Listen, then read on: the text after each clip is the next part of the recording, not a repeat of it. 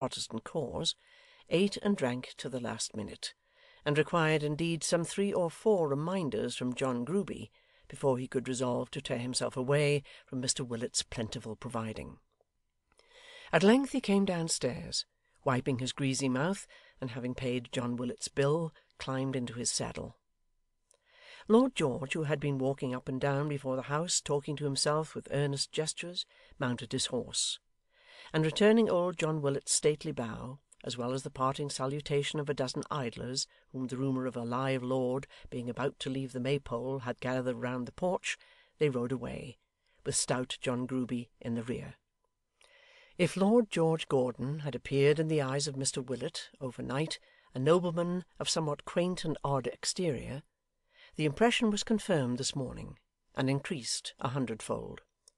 Sitting bolt upright upon his bony steed, with his long straight hair dangling about his face, and fluttering in the wind, his limbs all angular and rigid, his elbows stuck out on either side ungracefully, and his whole frame jogged and shaken at every motion of his horse's feet, a more grotesque or more ungainly figure can hardly be conceived.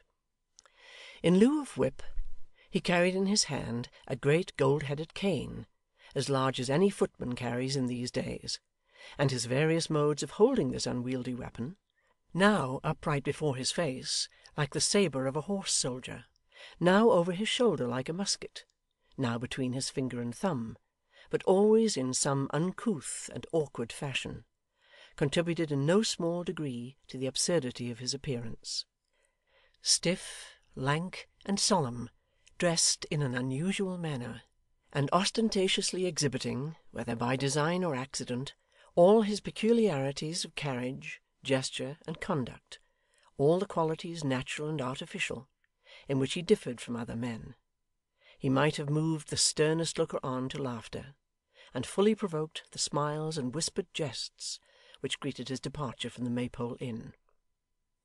Quite unconscious, however, of the effect he produced, he trotted on beside his secretary, talking to himself nearly all the way, until they came within a mile or 2 of London, when now and then some passenger went by who knew him by sight, and pointed him out to some one else, and perhaps stood looking after him, or cried in jest, or earnest, as it might be, "Hurrah, Geordie! No Popery!" at which he would gravely pull off his hat and bow. When they reached the town, and rode along the streets, these notices became more frequent. Some laughed, some hissed, some turned their heads and smiled, some wondered who he was, some ran along the pavement by his side and cheered. When this happened in a crush of carts and chairs and coaches, he would make a dead stop, and pulling off his hat, cry, "Gentlemen, no Popery!" to which the gentlemen would respond with lusty voices, and with 3 times 3, and then on he would go again with a score or so of the raggedest, following at his horse's heels, and shouting till their throats were parched. The old ladies too. There were a great many old ladies in the streets, and these all knew him. Some of them, not those of the highest rank, but such as sold fruit from baskets and carried burdens, clapped their shrivelled hands and raised a weazen, piping, shrill "Hurrah, my lord!" Others waved their hands or handkerchiefs, or shook their fans or parasols, or threw up windows and called in haste to those within to come and see. All these marks of popular esteem he received with profound gravity and respect, bowing very low, and so frequently that his hat was more off his head than on, and looking up at the houses as he passed along with the air of one who was making a public entry, and yet was not puffed up or proud. So they rode, to the deep and unspeakable disgust of John Grueby, the whole length of Whitechapel, Leadenhall Street, and Cheapside, and into St Paul's Churchyard. Arriving close to the cathedral, he halted, spoke to Gashford, and looking upward at its lofty dome, shook his head as though he said, "The church in danger." Then, to be sure, the bystanders stretched their throats indeed, and he went on again with mighty acclamations from the mob, and lower bows than ever. So along the Strand, up Swallow Street into the Oxford Road, and thence to his house in Welbeck Street, near Cavendish Square, whither he was attended by a few dozen idlers, of whom he took leave on the steps with this brief parting: "Gentlemen, no Popery. Good day. God bless you." This being rather a shorter address than they expected, was received with some displeasure, and cries of a speech, which might have been complied with, but that John Grueby, making a mad charge upon them with all 3 horses, on his way to the stables, caused them to disperse into the adjoining fields, where they presently fell to pitch and toss, chuck farthing, odd or even, dog fighting, and other Protestant recreations.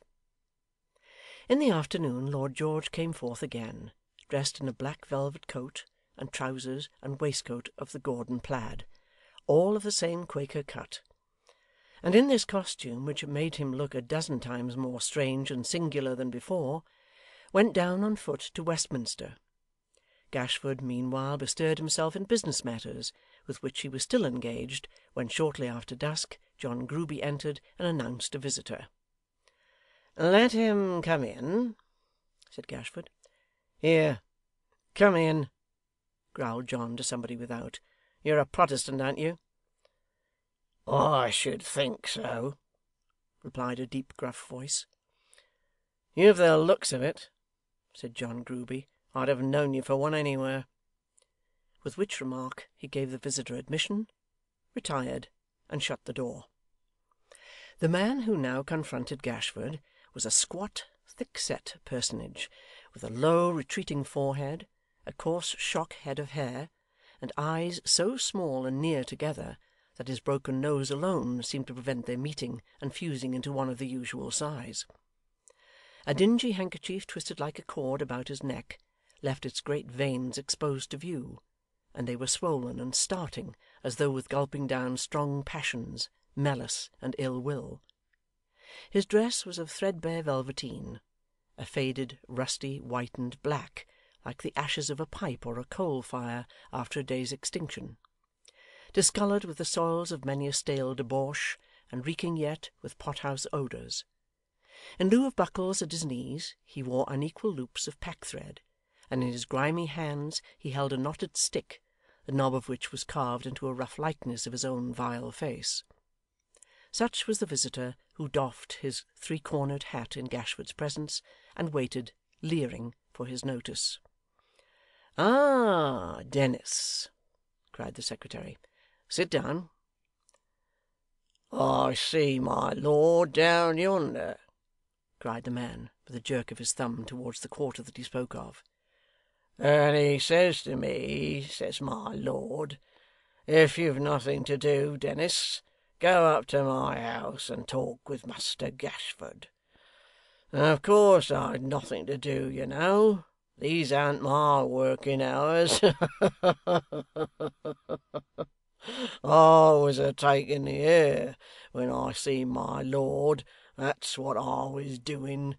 I takes the air by night, as the owls does, Muster Gashford.' 'And sometimes in the daytime, eh?' said the secretary. 'When you go out in state, you know.' 'roared the fellow, smiting his leg. 'For a gentleman as'll say a pleasant thing in a pleasant way, give me Muster Gashford agin all London and Westminster. My lord an't a bad un at that, but he's a fool to you.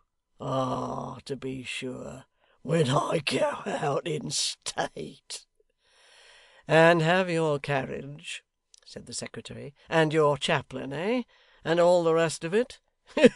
'You'll be the death of me,' cried Dennis with another roar. 'You will. But what's in the wind now, Muster Gashford?' he asked hoarsely. 'Eh? Are we to be under orders to pull down one of them popish chapels, or what?' 'Hush!' said the secretary, suffering the faintest smile to play upon his face. 'Hush! God bless me, Dennis! Me associate, you know, for strictly peaceable and lawful purposes.' 'I know, bless you,' returned the man, thrusting his tongue into his cheek. 'I entered a purpose, didn't I?' 'No doubt,' said Gashford, smiling as before. And when he said so, Dennis roared again, and smote his leg still harder, and falling into fits of laughter, wiped his eyes with the corner of his neckerchief,